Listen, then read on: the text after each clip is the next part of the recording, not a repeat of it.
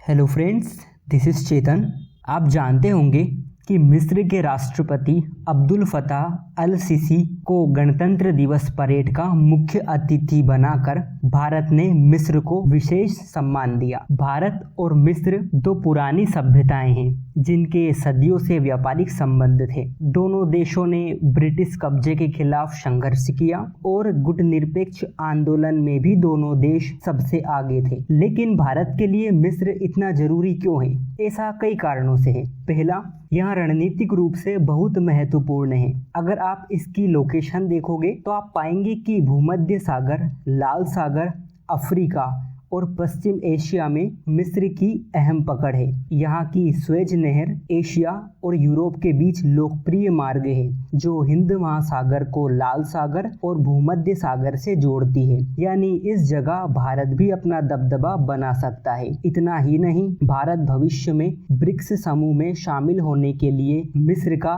समर्थन भी करता है। इसके अलावा मिस्र को इंडो अब्राहमिक गठबंधन में भी शामिल किया जा सकता है, जिसे पश्चिम एशिया का क्वाड कहा जाता है, जिसमें भारत, इजराइल, यूएई और अमेरिका शामिल है, जो एक उभरता हुआ भू राजनीतिक संगठन है। सेकंड, यहाँ आर्थिक दृष्टि से काफी अहम है। भारत और मिस्र के बीच 2021-22 में द्विपक्षीय व्यापार 22 अरब डॉलर तक पहुंच गया। वहीं मिस्र भारतीय कंपनियों के लिए प्रमुख गंतव्य है। हमारी 50 से अधिक कंपनियों ने वहां रसायन, ऊर्जा, कपड़ा, रॉ मटेरियल, कृषि व्यवसाय और सूचना प्रौद्योगिकी में निवेश किया है, जिससे वहां बड़े पैमाने पर रोजगार सृजन का काम चल रहा है। मिस्र अभी आर्थिक तंगी से गुजर रहा है। रूस यूक्रेन युद्ध की वजह से वहां गेहूं की किल्लत हो रही है। ऐसे में वो चाहता है कि भारत उसे गेहूं का निर्यात करे। इतना ही नहीं,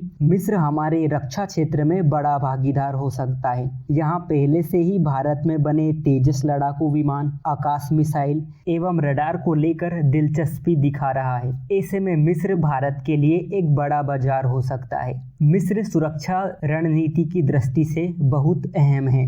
मिस्र का इस्लामी जगत में बड़ा दबदबा है।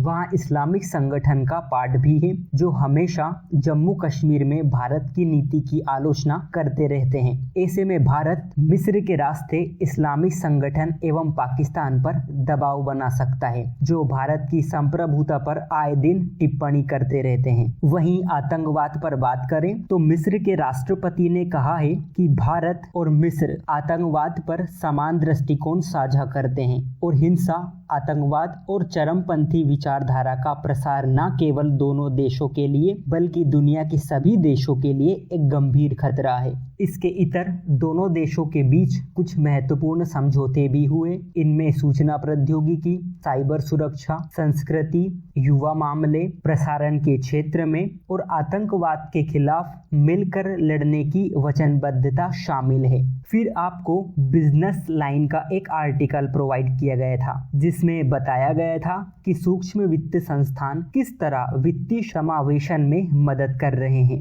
भारत में वित्तीय समावेशन की अवधारणा पहली बार आरबीआई द्वारा 2005 में पेश की गई थी, जिसका उद्देश्य गरीब लोगों तक बेसिक फाइनेंशियल सर्विसेज प्रोवाइड करना था, जैसे easy payment access, credit, remittances, insurance और पेंशन। भारत का पहला लक्ष्य था कि लोगों को बैंक से जोड़ा जाए। इसमें प्रधानमंत्री जन धन योजना ने काफी हेल्प की और मात्र 8 सालों में 48 करोड़ नए बैंक खाते खोले गए।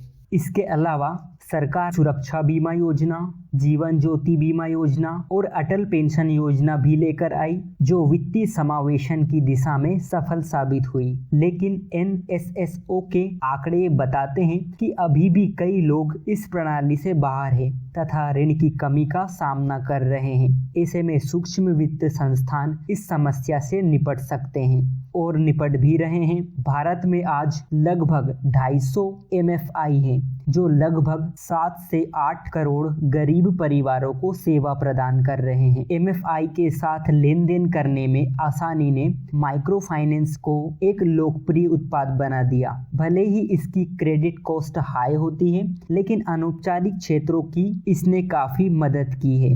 जब सरकार ने प्रधानमंत्री मुद्रा योजना शुरू की तो 60% से अधिक लोन में एमएफआई प्रमुख भागीदार बने। हालांकि राइटर ने कुछ सजेशन भी दिए थे ताकि एमएफआई को और सशक्त बनाया जा सके, जैसे इनके लिए फ्रेंडली इन्वायरमेंट क्रिएट किया जाए। सेकंड, इनके लिए भी इंसेंटिव्स प्रोग्राम शुरू किए जाएं ताकि ये दूर दराज के क्षेत्रों में पहुंच सके। एंड लास्ट, जो अभी डेवलपमेंटल इंस्टीट्यूशन है उन्हें भी वित्तीय मध्यवर्ती के रूप में पहचाना जाए ताकि एमएफआई के ऑपरेशन एरियाज को बढ़ाया जा सके। फिर एक न्यूज ये थी कि 80 को पक्का खिलौने जो बनाते हैं, जिनका नाम सीवी राजू है, उन्हें पद्मश्री से सम्मानित किया जाएगा। 80 को पक्का खिलौने आंध्र प्रदेश से संबंधित है, प्रीलिम्स में पूछा जा सकता है। तो आज के लिए इतना ही। Thank you.